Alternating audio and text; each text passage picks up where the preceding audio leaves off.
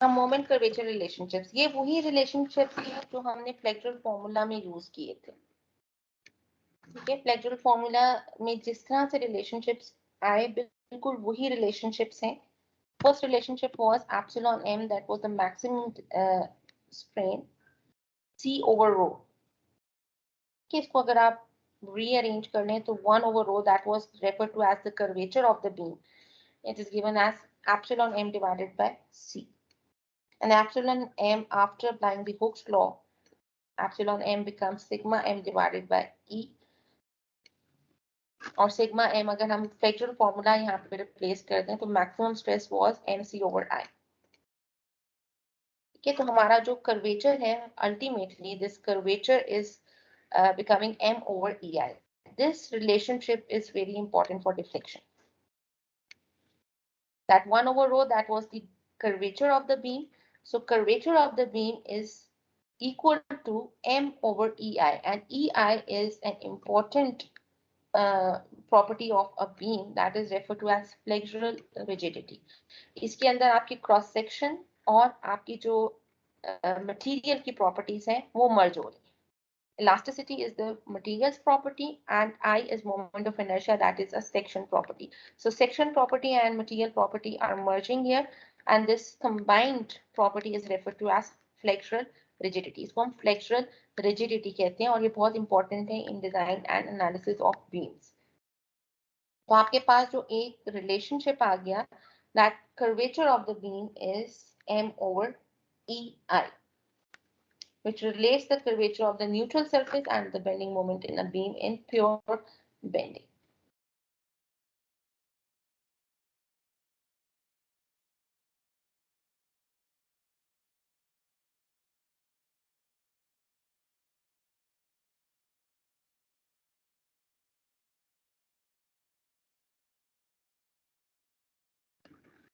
And this equation is valid for any given transverse section of a beam subjected to transverse loading, means gravity loads in case of beams, provided that Saint Pennant's principle applies. Saint Pennant principles वही हैं जो हमने 4 conditions पढ़ी थी। Beam is prismatic, आपका जो section है वो prismatic होगा, homogeneous material से होगा, load must be applied through the axis, and the last thing was the section must be at a distance of width, at least at a distance of width of the cross section.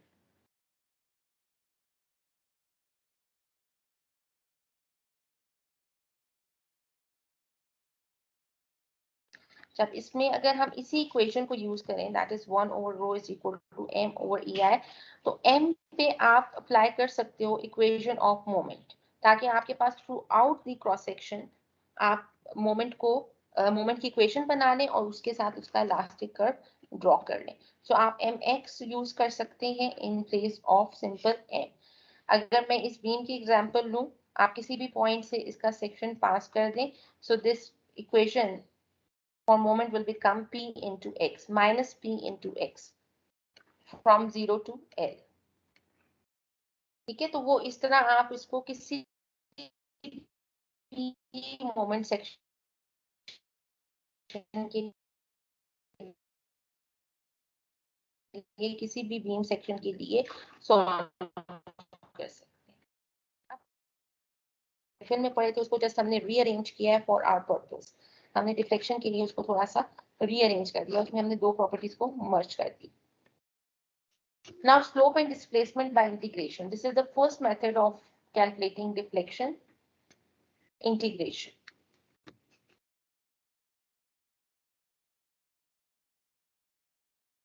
We first recall from elementary calculus that the curvature of a plane curve at a point Q having coordinates x and y of the curve can be expressed as, this is an equation of curvature from calculus, एक calculus से ली गई equation है। इसको हमने directly use नहीं करना, इसको हम थोड़ा सा सिंप्लीफाई करेंगे। g2y over dx squared divided by 1 plus dy over dx square whole raised to power 3 by 2। अब dy over dx का मतलब क्या है? अगर हम डिस्प्लेसमेंट को प्लॉट कर रहे हैं along the length of the beam, तो y आपके पास डिस्प्लेसमेंट है और लेंथ आपके पास x है। अभी जो स्लोप जितने भी आप कैलकुलेट करेंगे वो बहुत, उनकी जो वैल्यूज हैं वो बहुत स्मॉल वैल्यूज निकलती है, means square of that dy over dx will be negligible. तो आप इसको सिंप्लीफाई अगर कर दें बेस्ड ऑन द अजम्पशन कि जो आपका स्लोप है वो बहुत स्मॉल वैल्यू का होगा, तो आप इसको रीराइट कर सकते हैं that curvature of the beam is equal to d2y over dx square. Mean this is a second derivative of y.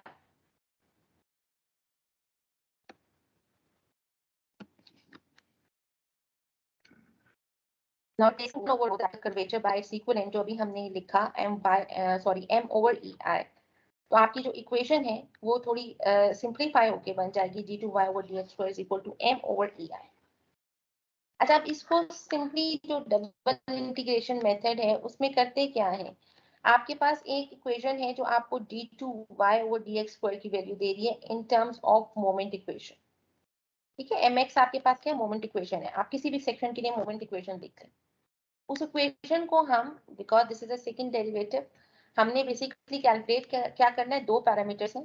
First is slope of the elastic curve and second is displacement of the elastic curve. कितना slope है और कितनी displacement है. तो हम करते क्या है, इसको एक दफा इंटीग्रेट करते हैं, हमारे पास dy over dx आ जाता है. अब उस dy over dx को हम दोबारा इंटीग्रेट करेंगे तो हमारे पास y आ जाएगा. So first equation gives you the slope and second integration of dy over dx gives you the displacement of the curve. ठीक है, तो दोनों चीजें आप यहाँ से कैलकुलेट कर सकते हैं. तो मैं आपको यहाँ पे थोड़ा सा एक पॉइंट क्लियर कर दूं, ये हम जस्ट समझने के लिए, आप कह लो कि बेसिक्स बनाने के लिए इस मेथड को पढ़ें. इस पे हम न्यूमेरिकल प्रॉब्लम्स को सॉल्व नहीं करेंगे, ये बहुत लेंथी प्रॉब्लम्स हो जाते हैं. तो इसलिए आप लोगों के लिए थोड़ा सा हमने कोर्स को कट ऑफ किया था कि जितना कम हम कर सकें कर दें. उसमें से इस एक मेथड के न्यूमेरिकल्स को हमने एक्सक्लूड कर दिया. तो अभी आप इसको समझ लें क्योंकि इसकी जो बाउंड्री कंडीशंस हैं वो इम्पोर्टेंट है. थ्योरेटिकल पॉइंट ऑफ व्यू से अगर थ्योरी का कोई प्रॉब्लम क्वेश्चन आता है तो उसमें बाउंड्री कंडीशंस या इक्वेशंस आ सकती हैं. तो उस पॉइंट ऑफ व्यू से आपने इसको लाजमी देखना है. This is the same thing कि हम इसको इंटीग्रेट करेंगे. First integration will give you the slope of the elastic curve, second integration will give you the displacement of the elastic curve, dy over dx and then y. अच्छा, अब जब आप integrate करते हैं तो डेफिनेटली इंटीग्रेशन का rule क्या था कि उसमें कॉन्स्टेंट्स इन्वॉल्व होना शुरू हो जाते हैं. तो फर्स्ट इंटीग्रेशन पे आपको एक कॉन्स्टेंट को दोबारा इंटीग्रेट करेंगे तो आपके पास आ जाएगा, that is C2. C1 and C2 are determined from boundary और continuity conditions.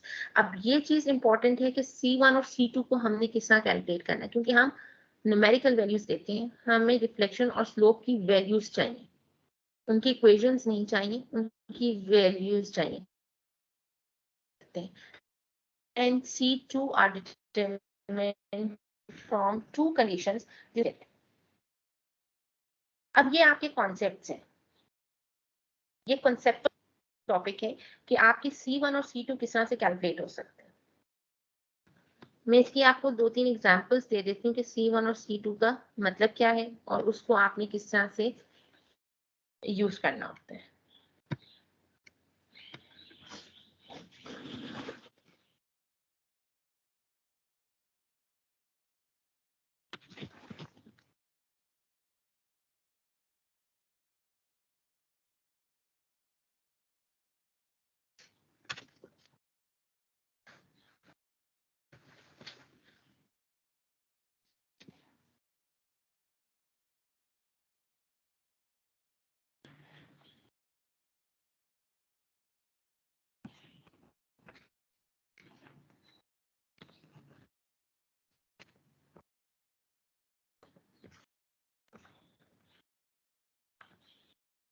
EI is constant. ठीक है, ये थ्रू आउट द सेक्शन, क्योंकि हमने कहा सेंट फेरेंस प्रिंसिपल अप्लाई हो रहा है, मींस आपका जो मोमेंट ऑफ इनर्शिया है क्रॉस सेक्शन का वो चेंज नहीं होगा.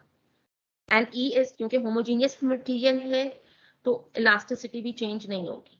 So this EI is constant throughout the beam. ये वेरी नहीं कर रहा, ये वेरिएबल नहीं. So the only variable is moment. dy over dx becomes integral of this equation from limits जो 0 से x की लेट्स सपोज आपकी लिमिट्स है प्लस c1. अच्छा, अब अगर मैं सिर्फ इस इक्वेशन को देखूं तो I need to put this equation somehow to equal to 0 so that I can get the value of c1. This is called boundary condition. कि किसी तरह मैं dy over dx को 0 कर दूं और अब इसके लिए मुझे बाउंड्रीज पे जाना है. लेट्स सपोज जो आपकी बीम थी वो कैंटिलीवर बीम थी जिसके ऊपर हमने ये इक्वेशन लिखी. अब इस कैंटिलीवर बीम पे now this is a concept कि हमें पता होना चाहिए एट व्हाट पॉइंट. अब इसीलिए मैंने कहा ना इलास्टिक कर्व प्लॉट करना बहुत जरूरी है. ये इसका आप ज्यूम कर सकते हैं कि this is the elastic curve based on this beam diagram. इसका इलास्टिक कर्व कुछ इस फॉर्म में बनेगा. This is starting from 0 at fixed support, both values are 0, displacement as well as rotation. क्योंकि हमने ये कहा this is a fixed support, so displacement is 0 as well as rotation is 0. And let's suppose your equation that is mx is starting from fixed support. So how can we make this dy over dx equal to 0? We can say that when x is equal to 0, dy over dx is equal to 0. So this means we can write dy over dx is equal to 0 whenever x is equal to 0 for this specific case. This is called boundary condition. हमने condition apply कर based on our concepts. हमने यहाँ पे condition apply कर concept वही previous concept है कि हमारी फिक्स सपोर्ट थी. फिक्स सपोर्ट पे ना रोटेशन होगी ना डिस्प्लेसमेंट होगी. अब जब आप ये कंडीशन अप्लाई करोगे तो आपकी जो इक्वेशन है वो थोड़ी सिंप्लीफाई हो जाएगी. You can see now equation becomes 0 is equal to wherever, let's suppose this is px, let's suppose p multiplied by x plus c1. So if x is equal to 0, this equation becomes c1 is equal to 0. Okay, so this is how we calculate the constants. हम इन constants को calculate करते हैं, then we put them back in the equation and get the value of slope.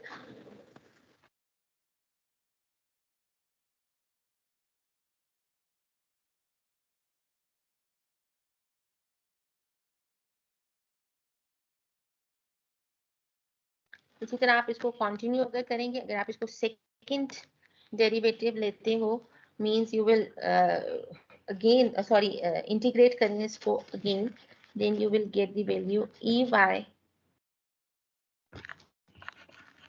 into y, that is the displacement, and this is 0 to x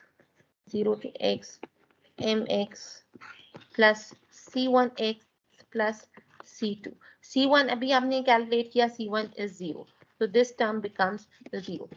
The only unknown here is c2.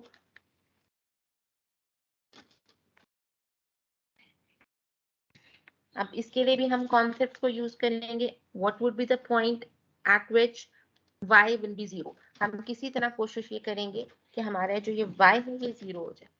तो going in the same beam जो हमने अभी beam consider की, y displacement will be 0 at x is equal to 0. So you can say that when x is equal to 0, displacement is equal to 0.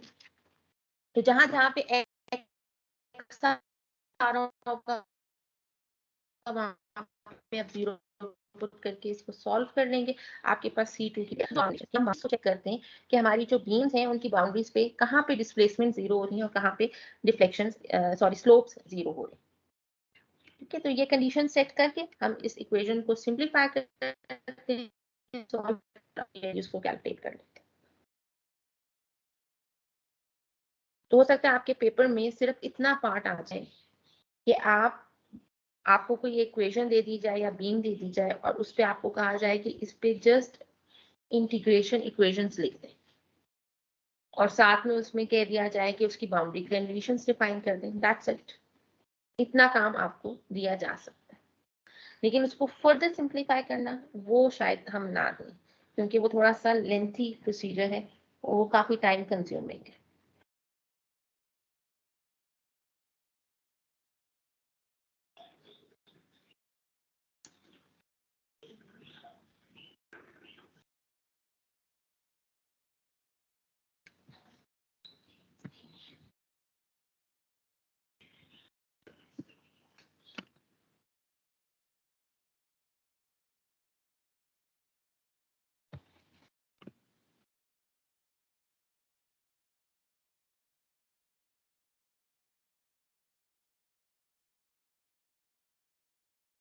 Now coming to the second method that is important for numerical point of view,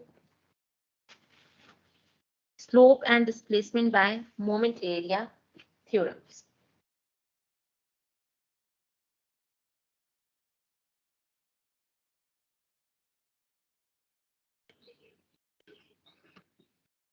The moment area method provides a semi-graphical technique for finding the slope and displacement at specific points on the elastic curve of the beam.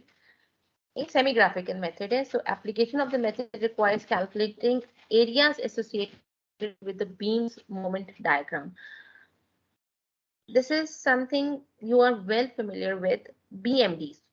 Means अब आपका जो main काम होगा इन problems को solve करने का, वो उसमें सबसे पहला काम तो ये है कि आपने बीएमडी प्लॉट करनी है। बाकी सारी चीजें वो जो थ्योरम्स की बात करें वो थ्योरम्स आपकी बीएमडी के ऊपर अप्लाई होती है। There are two theorems used in this method. Theorem 1 helps in calculating the slope of the elastic curve. जो आपको पहला थ्योरम, अच्छा अब हमने इन्हीं स्टेप्स में चलना है। हम बीएमडी प्लॉट करते हैं, फिर फर्स्ट थ्योरम अप्लाई करते हैं, देन सेकंड थ्योरम। ठीक है, तो फर्स्ट थ्योरम आपको क्या दे रहा होगा, slope of the elastic curve. जैसा फर्स्ट इंटीग्रेशन आपको स्लोप दे रही थी, सेकंड इंटीग्रेशन आपको डिस्प्लेसमेंट दे रही थी। So first theorem will give you the slope of the elastic curve and the second theorem helps in displacement calculation. Theorem 1. Consider the simply supported beam with its associated elastic curve. आपको एक simply supported beam दी गई है और उसका एक elastic curve उन्होंने plot कर दिया। A differential segment dx of the beam is isolated, that is shown on the right side of the slide. The internal moment m deforms the element such that the tangents to the elastic curve at each side of the element intersects at an angle d theta. अब इन्होंने किया क्या है कि simply इस जो isolated diagram है इस पे दो टेंजेंट दोनों एंड्स पे ड्रॉ किए। ठीक है, जहां पे उन्होंने आइसोलेट किया था डी एक्स एलिमेंट, उस डी एक्स एलिमेंट के दोनों एंड्स पे टेंजेंट्स को ड्रॉ कर दिए और उस टेंजेंट्स के दरमियान वो एंगल बताने हैं, this is D theta. Just wrote an equation for double integration equation that was ei d2y over dx square is equal to m. अगर आप इसको थोड़ा ओपन कर लें, so d over dx means the first derivative of dy over dx. So this is equal to m. If dy over dx is very small, then you can say that this is equal to theta. तो आप कह सकते हो कि this equation becomes d theta over dx. और d theta अभी हमने क्या डिफाइन किया है, d theta is the angle between the tangents drawn on the elastic curve. ठीक है, d theta को हमने क्या डिफाइन किया था, this is the angle between the tangents drawn on the elastic curve. So this equation can be restated as ei d theta is equal to m into dx or d theta is equal to m over ei into dx. अगर आप इसको consider करें as a rectangle, तो m over ei, अगर हम moment diagram को in terms of one multiple of 1 over ei, अब आप देखो यहाँ पे जो इन्होंने मोमेंट डायग्राम ड्रॉ की है वो सिंपल m डायग्राम नहीं है, उन्होंने इसको मल्टीपल ऑफ 1 over ei कर दिया, because ei is constant, ei through out the beam change नहीं होगा, वो कांस्टेंट है। ठीक है, तो उन्होंने m over ei diagram plot की है। Instead of drawing moment diagram वो उसको m over ei डायग्राम कह रहे हैं. So m by ei diagram has been drawn here. अगर आपके पास rectangle हो means this is an area of the rectangle. m over ei, that is the height of the this moment diagram, and dx is the length of the moment diagram.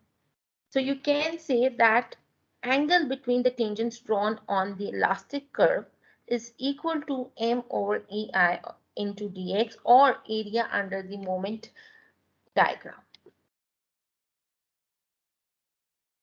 This is what they are trying to say, that angle between the tangents drawn on the elastic curve is equal to area under m over ei diagram.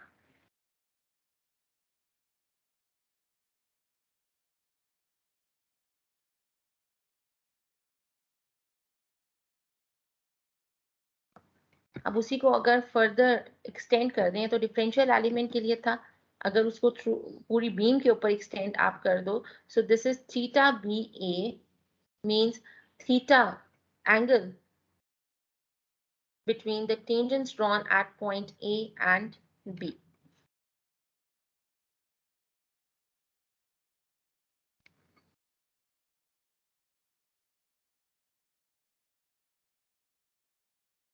So this angle is numerically equivalent to area under the m over ei diagram between these two points. ये जो points होंगे, जिन points पे आपने tangent को draw किया, अब वो dx है तो dx की length होगी, अगर वो ab है तो ab की length होगी. तो जितनी लेंथ जिस पॉइंट पे आप टेंजेंट्स को ड्रॉ कर रहे हैं, उन पॉइंट्स पर आपने एंगल्स को कैलकुलेट करना है, या उस लेंथ को आपने यूज करना है for determining the angle between the tangents. अब हम टेंजेंट्स क्योंकि इलास्टिक कर्व पे प्लॉट करें, हम इसको फिर ज्योमेट्री के थ्रू रिलेट करेंगे कि स्लोप हमारा क्या हो सकता है. वो भी एक दो प्रॉब्लम्स हम सॉल्व करते हैं, तो उसमें मैं आपको समझा देती हूँ. कोशिश हम यही करेंगे कि हम डायरेक्ट इसको सॉल्व कर सकें, जहां ना कर सके वहां पे हम इसको ज्योमेट्री के थ्रू रिलेट कर लेंगे. So what is the definition of theorem 1? The angle between the tangent at any 2 points on the elastic curve equals the area under m over ei diagram between these 2 points. जहां पे भी आप tangents को draw कर रहे हो, उन दो पॉइंट्स के दरमियान जितना भी एरिया आ रहा है, that area will be used for determining the slope of the elastic curve or angle between the tangents drawn on the elastic curve. Now, what this notation means, notation theta BA is referred to as the angle of the tangent at B measured with respect to tangent at A.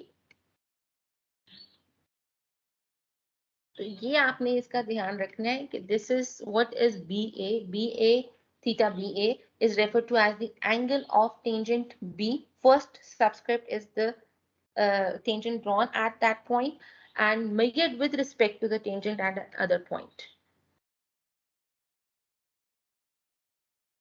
So this angle is measured counterclockwise from the tangent A to tangent B if the area under M over EI diagram is positive. This is positive sign convention.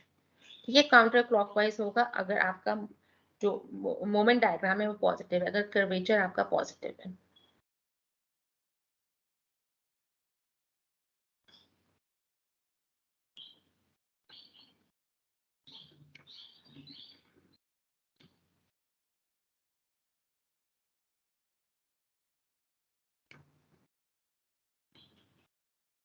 Second theorem is based on the relative deviation of tangents on the to the elastic curve.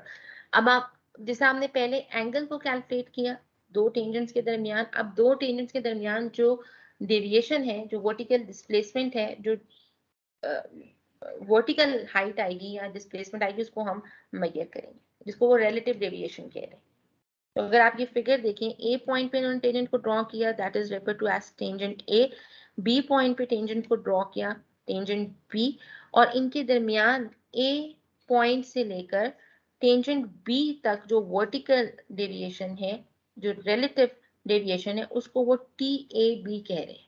So this is the relative deviation of point A with respect to tangent B. This is what is given by theorem 2.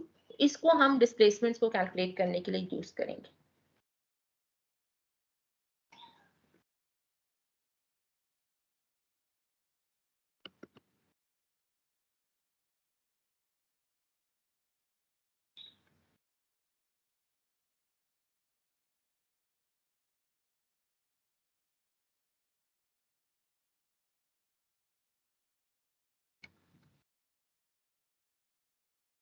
Now, since this x bar dA is basically the centroid of an area, and m over ei into dx integral of this area represents the area under m over ei diagram. So we can relate these two quantities by an equation that deviation of point A with respect to B will be equal to this centroidal distance multiplied with this area of the moment diagram.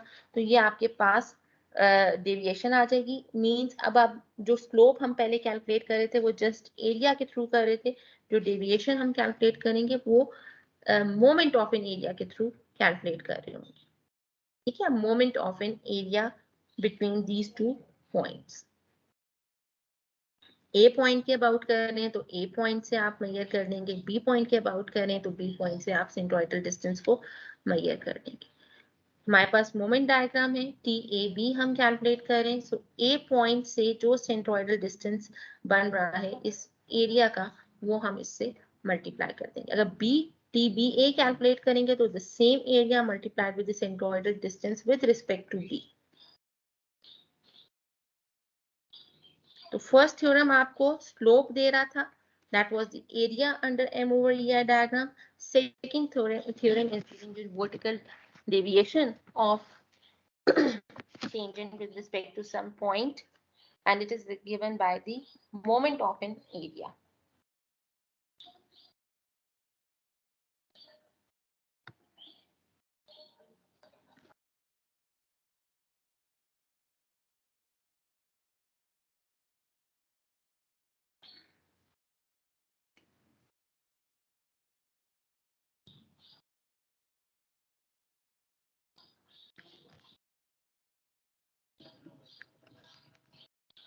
Coming to this problem, determine the slope and displacement of the beam at point B. B point पे slope और displacement हमने calculate कर लिया। जब मैं इसका थोड़ा सा स्टेप वाइज प्रोसीजर आपको बता देती हूँ कि हमने बेसिकली करना क्या होता है, हमारा प्रोसीजर ऑफ एनालिसिस क्या है।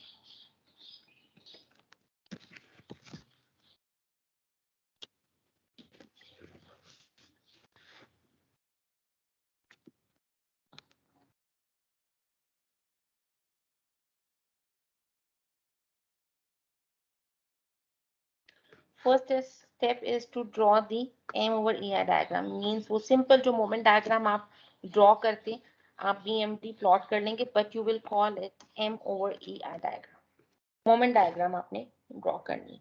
Second is you have to draw the elastic curve based on the support conditions and moment diagram. अब इस इलास्टिक कर्व के ऊपर आपने टेंजेंट्स ड्रॉ करने हैं।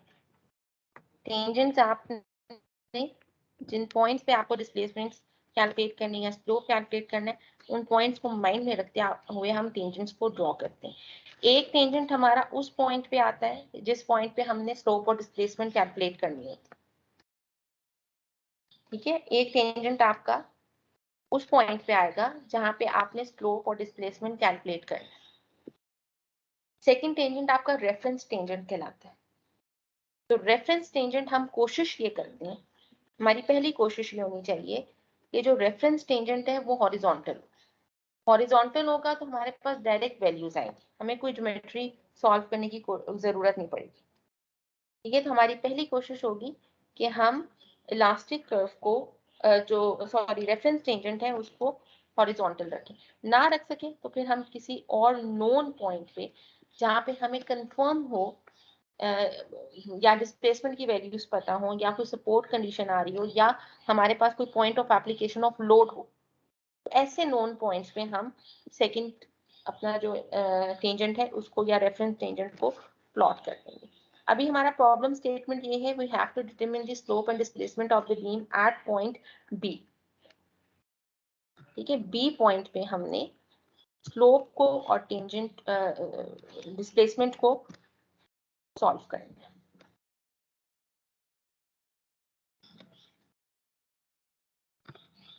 तो सबसे पहले तो हम इसकी बीएमडी प्लॉट करते हैं। बीएमडी बड़ी सिंपल सी बीएमडी इसकी बन रही है, वो हम यहाँ पे सॉल्व कर लेते हैं, इसको प्लॉट कर लेते हैं।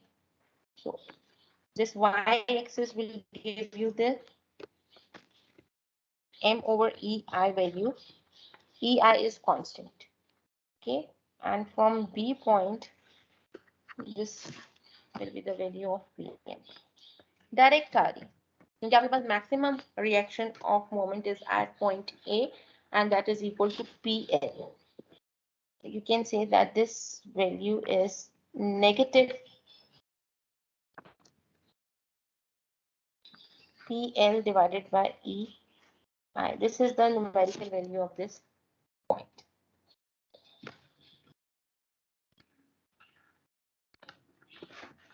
सेकेंड स्टेप क्या है कि हमने इसी बीम पे इलास्टिक कर्व को प्लॉट करना है।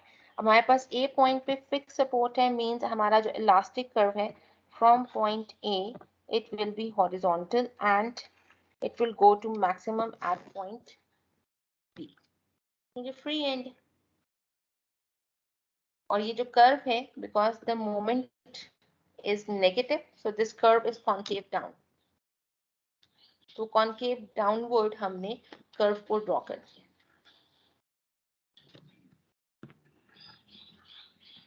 Now coming to its elastic curve. Elastic curve मैंने अभी आपको बताया कि first elastic tangent will be drawn at a point where we need to calculate the displacement and slope. तो हमारे पास वो B point है, तो हम B point पे अपना first tangent draw कर देंगे and we will call it tangent B. Second tangent हम पहली कोशिश ये करते हैं किसी ऐसे पॉइंट पे प्लॉट करें जो हमें डायरेक्ट हॉरिजॉन्टल वैल्यू दे। ठीक है, तो ए पॉइंट पे अगर हम टेंजेंट को ड्रॉ करेंगे तो हमारा टेंजेंट हॉरिजॉन्टल होगा। We can draw a tangent at point ए।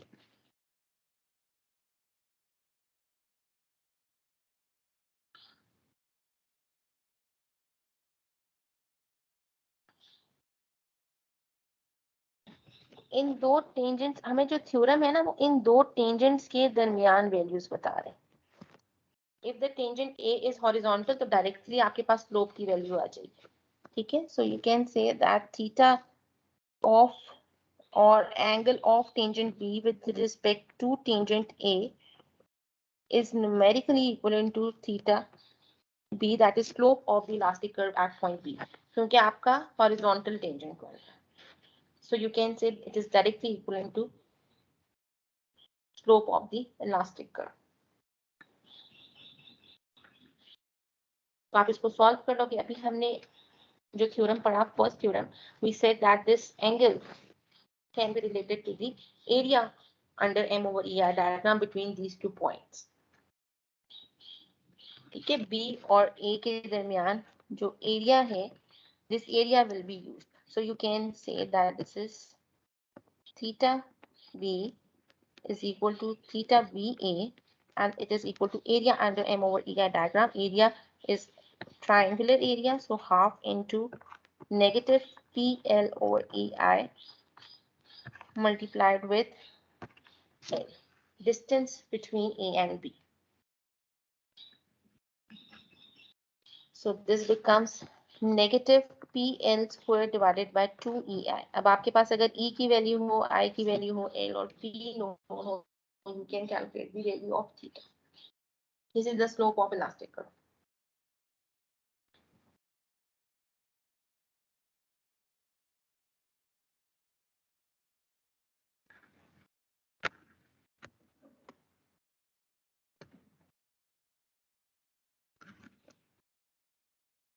इसी तरह अगर हमने इसकी डिस्प्लेसमेंट कैलकुलेट करनी है तो हम उसी तरह टेंजेंट को ड्रॉ करेंगे, tangent B and tangent A and its deviation, relative deviation or vertical displacements. So this is you can say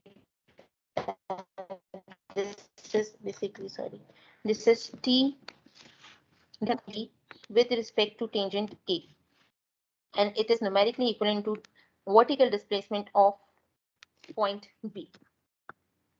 Yeah, and what was the second theorem? Second theorem states that this relative deviation is equal to moment of an area under M over ER diagram with respect to the reference point.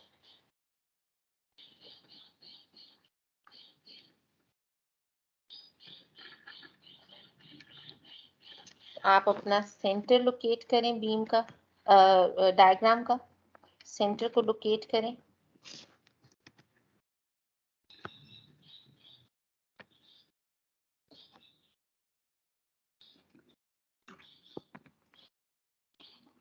This is 2L by 3.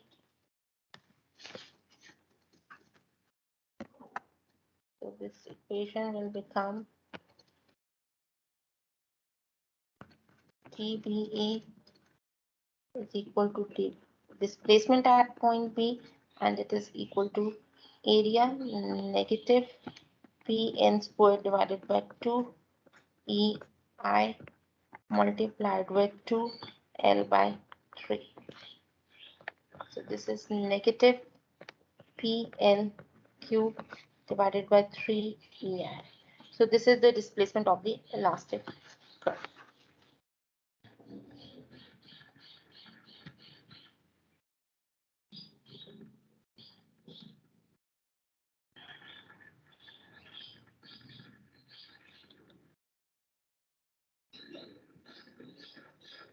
यहाँ तक जी किसी का कोई question? बहुत simple से problems है, simple सा topic है और थोड़ा इंटरेस्टिंग भी.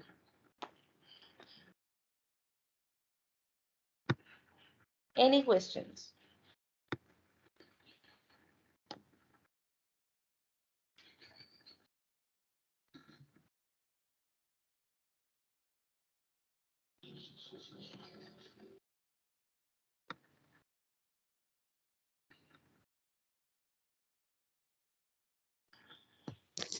मैम जी मैम आपने बताया कि इलास्टिक कर्व पे सेकंड टेंजेंट जो है हमारी जो है प्रैक्टिस होती है कि हम उस रेफरेंस से जो हमने लेना है वो हॉरिजॉन्टल लें, तो इसकी क्या वजह है? ताकि हमारे पास डायरेक्ट वैल्यूज आ जाए ना. मैं भी आपको बता देती हूँ, मतलब अगर डायरेक्ट वैल्यू नहीं आएगी तो उसका क्या मतलब होगा. Okay ma'am.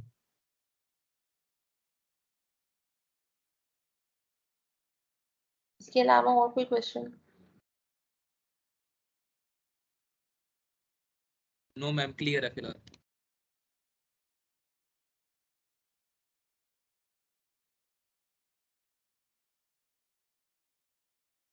अच्छा, इन केस आपका टेंजेंट जो है वो हॉरिजॉन्टल नहीं होता, जो रेफरेंस टेंजेंट है उसको किस तरह से सॉल्व करते हैं या उसका क्या नुकसान है. उसकी थोड़ी सी नुकसान तो नहीं कह सकते, थोड़ा सा ये कि कैलकुलेशन आपकी इंक्रीज हो जाती है, कुछ नंबर ऑफ स्टेप्स आपके इंक्रीज हो जाते हैं. तो मैं आपको समझा देती हूँ. लेट्स सपोज हमारा जो इलास्टिक कर्व है हमारी सिंपली सपोर्टेड बीम है, ठीक है, और आपका इलास्टिक कर्व है वो कुछ इस फॉर्म में बनता है. We are not sure about at what point this this elastic curve is becoming horizontal. ठीक है, हमें नहीं पता. हमारे पास ये कोई अनसिमेट्रिक लोडिंग है. एक तो सिमेट्रिक लोड है. सिमेट्रिक लोड का मतलब ये है कि आपका फॉर एग्जांपल आपकी सिंपली सपोर्टेड बीम है और उस पे यूडीएल एक्ट कर रहा है थ्रू आउट द बीम. इसका तो इलास्टिक कर्व सिमेट्रिक बनेगा. मींस अगर इस पॉइंट से इस पॉइंट तक मैं इलास्टिक कर्व को ड्रॉ करूं तो ये सिमेट्रिक इलास्टिक कर्व होगा। इस पे ये पॉइंट नोन है कि at centre point the elastic curve will become horizontal. ठीक है, जहां पे मैक्सिमम डिस्प्लेसमेंट आ रही है वहां पे अगर आप टेंजेंट को ड्रॉ करेंगे इन केस ऑफ सिमेट्री तो एग्जैक्टली हॉरिजॉन्टल होगा। एक केस तो ये है, लेकिन अभी हमारे पास ऐसा कोई केस नहीं है। लेट्स सपोज आपकी कोई अनसिमेट्रिक लोडिंग है, अनसिमेट्रिक बीम है, या कोई भी और रीजन है, आपके पास जो सिचुएशन है वो थोड़ी डिफरेंट बन रही है। अब इस केस में एक तो पॉइंट, फर्स्ट पॉइंट तो वही होगा जहाँ पे हमने जो स्लोप है वो कैलकुलेट करना है। ठीक है, let me call it A C B. आपके पास ये डिफरेंट पॉइंट्स है, आपको कहा जाता है आप सी पॉइंट पे स्लोप निकाल दें या सी पॉइंट पे आप डिस्प्लेसमेंट निकाल दें। तो आप सबसे पहला काम क्या करोगे, ये सी पॉइंट पे टेंजेंट ड्रॉ कर दोगे, इसको आप कॉल करोगे tangent C. Now coming to its reference tangent. अब किस पॉइंट पे हम टेंजेंट ड्रॉ करें कि वो हॉरिजॉन्टल हो? हम किसी भी पॉइंट जो टेंजेंट है हॉरिजॉन्टल होगा। ए पॉइंट पे भी नहीं हो सकता, बी पॉइंट पे भी नहीं हो सकता, और जहां पे हॉरिजॉन्टल हो रहा है वो पॉइंट हमें पता ही है। Now we are in trouble. Trouble किस तरह से कि अगर हमारा हॉरिजॉन्टल नहीं होता, लेट्स सपोज अब मैं जो नोन पॉइंट्स हैं उसकी तरफ जाऊंगी। अब नोन पॉइंट्स हमारे पास मोस्टली क्या होते हैं, सपोर्ट्स या point of application of load. ठीक है, ये हमारे नोन पॉइंट्स हैं जिनके हमें डिस्टेंसेस पता है। तो हमें ए पॉइंट का डिस्टेंस पता है कि ए पॉइंट किधर लाई कर रहा है, तो हम ए पॉइंट पे एक टेंजेंट ड्रॉ कर देते हैं। अब हमारा जो थ्योरम है वो हमें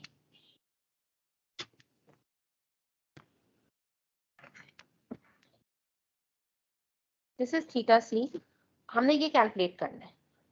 थीटा सी क्या है, slope of the elastic curve at point C. मतलब सी पॉइंट पे जब हम टेंजेंट ड्रॉ करेंगे तो उस टेंजेंट का हॉरिजॉन्टल के साथ एंगल क्या होगा, this is slope of the elastic curve at point C. लेकिन थ्योरम हमें क्या दे रहा है, थ्योरम हमें इन दो टेंजेंट्स के दरमियान का एंगल दे रहा है। टेंजेंट ए और टेंजेंट सी, जो दो टेंजेंट्स हमने ड्रॉ किए हैं उनके दरमियान का एंगल दे रहा है। थ्योरम हमें थीटा सी नहीं दे, थ्योरम हमें इस केस में थीटा सी ए देगा। Angle of tangent C with respect to tangent A.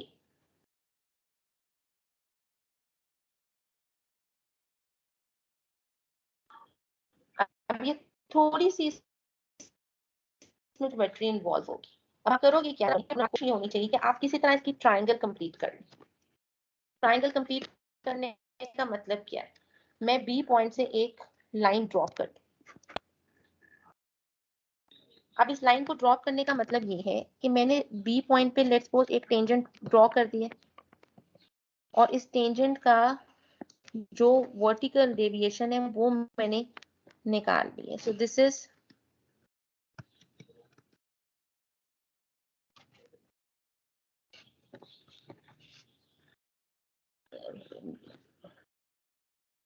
B point से जो डेविएशन आ रही है with respect to B.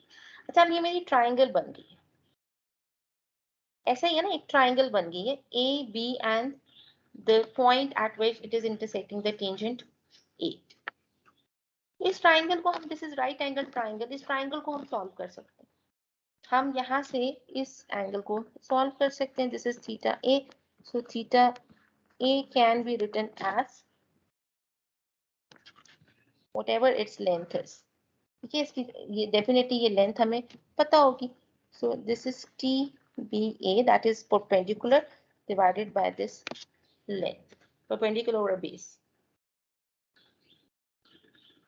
Because these angles are very small. ठीक है, तो हम डायरेक्टली उसको लिख सकते हैं। अब थीटा ए हम यहाँ से निकाल सकते हैं, और थीटा सी किसके इक्वल है, अगर हम इसी ट्राइंगल को थोड़ा सा स्टडी करें तो theta C, that is our unknown parameter जो बेसिकली हम कैलकुलेट करना चाह रहे थे, this theta c is equal to theta a, that is the total angle of this triangle,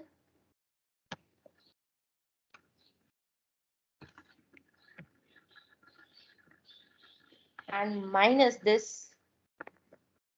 theta CA. ठीक है, हमने थीटा A में से थीटा CA को जब माइनस कर दिया तो हमारे पास थीटा C आ गया। बहुत सिंपल सी चीज है, सिर्फ ज्योमेट्री को आपने किसी तरह से सॉल्व करना और आपने उस रिजल्ट तक पहुंचना। इसके पहली कोशिश तो हम यही करेंगे कि हमारा जो रेफरेंस टेंजेंट है वो हॉरिजॉन्टल हो। वो हॉरिजॉन्टल होगा तो ये सारी चीजें करने की जरूरत ही नहीं पड़ेगी। इन केस वो हॉरिजॉन्टल नहीं होता तो मैं आपको टिप बता रही हूँ, जितने नोन पॉइंट्स हैं सब पे टेंजेंट्स ड्रॉ करने पड़ेंगे। आप एटलीस्ट सपोर्ट्स पे तो आपको टेंजेंट्स ड्रॉ करने पड़ेंगे। आप 5-6 प्रॉब्लम सॉल्व करोगे ना, ये आपको क्रिस्टल क्लियर हो जाएगा कि अगर ऐसी सिचुएशन आ जाती है कि आपका रेफरेंस टेंजेंट हॉरिजॉन्टल नहीं होता तो एटलीस्ट सपोर्ट्स पे आपको टेंजेंट्स ड्रॉ कर दें। पहली सपोर्ट पे टेंजेंट ड्रॉ करें, दूसरी पे टेंजेंट ड्रॉ करें, किसी तरह ज्योमेट्री को रिलेट करें और अपने आंसर्स की तरफ चले जाएं।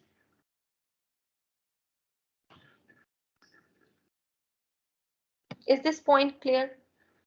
है आसान चीज लेकिन थोड़ा सा ट्रिकी है।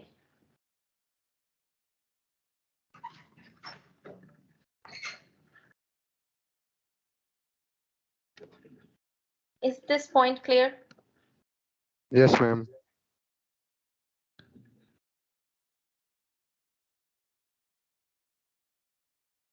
मैं आज आपको इंशाल्लाह यहाँ तक जितनी टॉपिक्स हमने पढ़े हैं उसके प्रॉब्लम्स बता दूंगी, प्रैक्टिस प्रॉब्लम्स, जिस तरह पहले से आपको कोर्स बताया जा रहा है।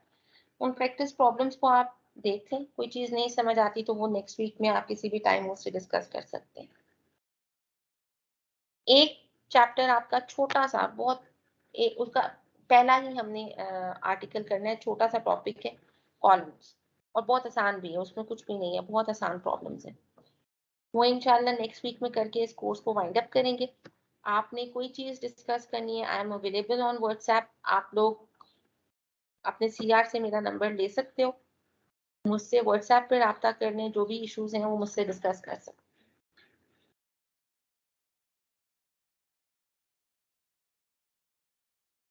मैं आप लोगों की अटेंडेंस डाउनलोड कर रही हूँ। अगर कोई क्वेश्चंस नहीं है then you may leave the class. Questions हैं, you are welcome.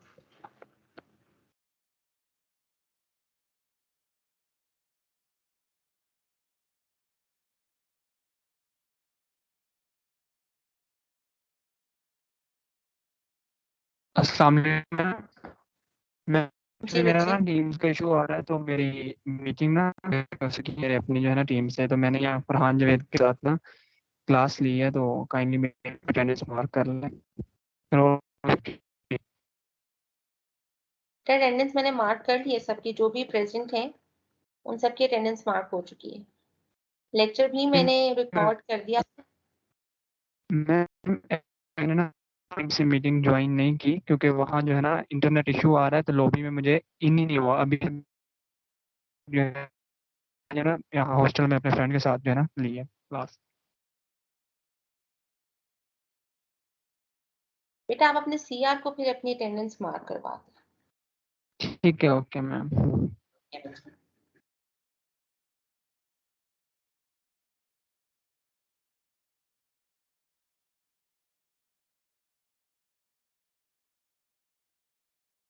Anything else?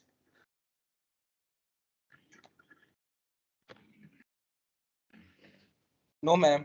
Thank you so much. Okay बच्चे, इंशाल्लाह मैं आपके सीआर को बताऊंगी। आपकी जो नेक्स्ट क्लास है वो भी होपफुली ऑनलाइन होगी। एक्चुअली मेरा एक्सीडेंट हो गया था तो मैं इस वजह से यूनिवर्सिटी नहीं आ पा रही, और मैं इंशाल्लाह कल या परसों जो भी आप लोग टाइम सेट करोगे उसमें आपका लास्ट लेक्चर कंडक्ट करवा दूँ। Okay, ma'am. No issue. Okay बेटा जी, थैंक यू, अल्लाह हाफिज। Allah Hafiz, ma'am.